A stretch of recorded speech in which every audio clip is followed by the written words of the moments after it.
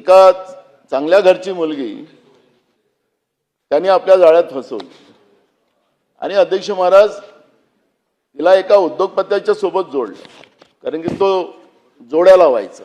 आता जोड्या खूप आहेत अध्यक्ष महाराज, त्याची पूर्ण माहिती आहे माझ्याकडे. हे 58 प्रकरण नाही, माझ्याकडे 250 प्रकरणं आलेली आहेत त्याच्यात. अध्यक्ष महाराज त्यांनी त्या उद्योगपतीशी जोडलं आणि त्या मुलीला सांगितलं की त्या उद्योगपत्याला तू सांग की तुझ्यामुळे मला गर्भधारणा झाली. त्या मुलीने सांगितलं त्या उद्योगपतीला.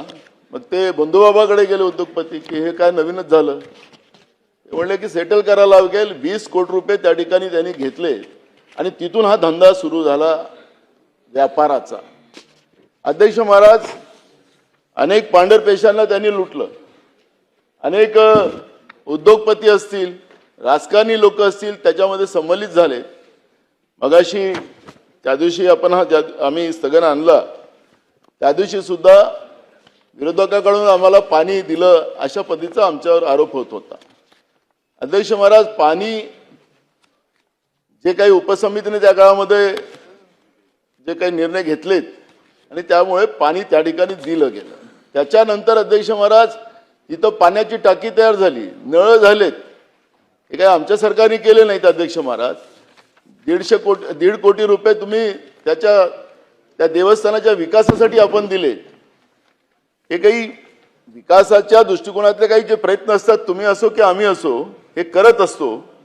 पण अध्यक्ष महाराज देशाचे गृहमंत्री असतील, राज्याचे मुख्यमंत्री असतील, अनेक मंत्री त्या ठिकाणी भेटीला गेलेत.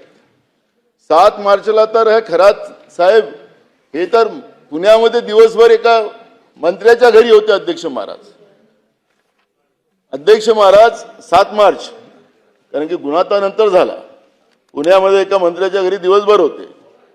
अध्यक्ष महाराज मी आपल्याला या निमित्तानं सांगतो की घटना समजा त्या महिलेने पुढे येऊन ही घटनेला त्या ठिकाणी आवाज उठवला नसता तर ब्लॅकमेलिंग हे मोठ्या प्रमाणात सुरू राहिली असते. अध्यक्ष महाराज मी एक या निमित्तानं सांगतोय की या सरकारमध्ये जे काही आता टोळी युद्ध सुरू झालं ते आपण त्या दिवशी सभागृहामध्ये पाहिलं, समोर पाहिलं. त्याच्यामुळे आता हे मागं राहिलं नाही, हे टोळी युद्ध सुरू झालं. अध्यक्ष महाराज एक मी या निमित्तानं एक गोष्ट सांगतो कि वक्त की बात है, तारीख मार्च 17 की कुछ खास है. दिल्ली और राज्य सरकार के मुखियाओं को दिल में कुछ राज है. सीएम वाले सपनों के सौदागर शिंदे जी मिले दिल्ली के आकाओं से.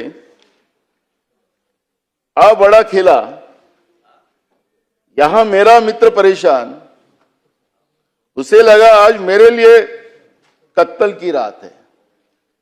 मेरे मित्र को लगा करो या मरो वाली बात हुई. 1 साल से दबाई हुई कैप्टन खरात की फाइल को इसी रात को निकाला गया. आणि मुख्यमंत्र्यांनी सांगितलं की मीच हे प्रकरण काढलं आणि माध्यमाला बोलले. बोल के खुश हुए हो क्रेडिट कुमार आप. टल गया दिल्ली का खेला क्योंकि आपका संकट मोचक भोंदू बाबा कैप्टन आपके साथ और आपके हाथ है. अजून सांगतो हो क्रेडिट की कुमार आप. टला गया दिल्ली का खेला, जो दिल्ली में खेला चल रहा था वो टला गया क्योंकि आपका संकट मोचक बंधु बाबा कैप्टन आपके साथ और आपके हाथ है, आपके हाथ है. मेरे मित्र वक्त की बात है. कल एकनाथ शिंदे का था, आज तुम्हारा है, कल हमारा होगा.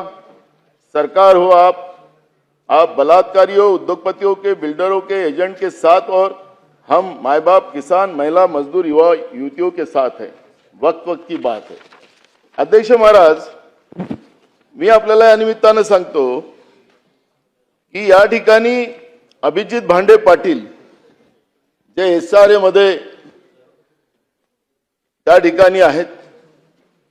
त्या ठिकाणी आपण पाहिले की नाशिकमध्ये सुद्धा 50 एकर जागा येणे करून अभिजित भांडे पाटील हे भोंदूबाबा म्हणजे जमिनीचा तर मोठा रॅकेट झाला अध्यक्ष महाराज. आणि मगाशी आपण पाहिलं अध्यक्ष महाराज या ठिकाणी की